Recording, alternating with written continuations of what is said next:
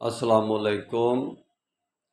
تقسیم امت کی حالت میں امر بالمعروف اور نہی عن المنکر کا شعبہ جو ہے، اس کی فیکلٹی میں بھی اس کا کام بدل جاتا ہے، کیونکہ امت تقسیم حالت میں ہے تو پھر اس کی امر بالمعروف یہ بنتا ہے کہ ان اقیم الدین، دین کو قائم کرو، ایک جماعت کی شکل اختیار کرو۔ بھائی سب کو ڈنڈا پکڑ کر چاہے ایک جماعت کی شکل اختیار کرنے کا آرڈر دو، چاہے آپ معروف طریقے سے، آسن طریقے سے ان کو سمجھاؤ کہ بھائی ایک جماعت کی شکل اختیار کرو، اللہ اور اس کے رسول کا یہ آرڈر ہے۔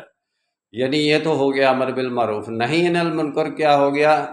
ان اقیم الدین، امر بالمعروف ہو گیا، نہی عن المنکر ہو گیا، ولا تتفرقوا، فرقوں میں تقسیم نہ ہو جاؤ، اپنی پہچان فقہی طریقتی لسانی بنیادوں پر نہ کرواؤ، اپنی پہچان بریلوی، اہل سنت، جماعت اہل حدیث، جماعت اسلامی، جمعیت علماء اسلام، جماعت فلانی، جماعت تحریک المنہاج القرآن کے بنیادوں پر نہ کراؤ، بلکہ مسلمین کی شرعی نسبت کی بنیاد پر پہچان کرواؤ۔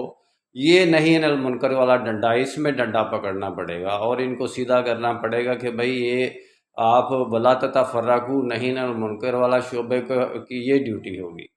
اگر آپ تقسیم امت کی حالت میں بھی وہی کا پورے کا پورا سزا و جزا کا نظام لے کر امر بالمعروف اور نہی عن المنکر کا سڑکوں پر نکل آؤ گے مولوی ڈنڈے پکڑ کر، تو وہ تو بھئی پھر کمپوننٹلی جزوی طور پر کسی کنٹری میں آپ ایک ظلم کرو گے کہ اسلام تو تقسیم ہے لیکن اس کی سزائیں اجتماعی طور پر نافذ ہو رہی ہیں اور چند لوگوں پر ہو رہی ہیں، اور اس کا امر بالمعروف اور نہی عن المنکر کا کام چند لوگوں کے اوپر یعنی کہ ڈنڈا سپلائی ہو رہا ہے۔ اس کو اسلام آرڈر نہیں دیتا۔ تقسیم امت کی حالت میں یہ امر بالمعروف اور نہی عن المنکر جو میں بتا رہا ہوں آپ کو، یہ صورت اختیار کرنی پڑے گی۔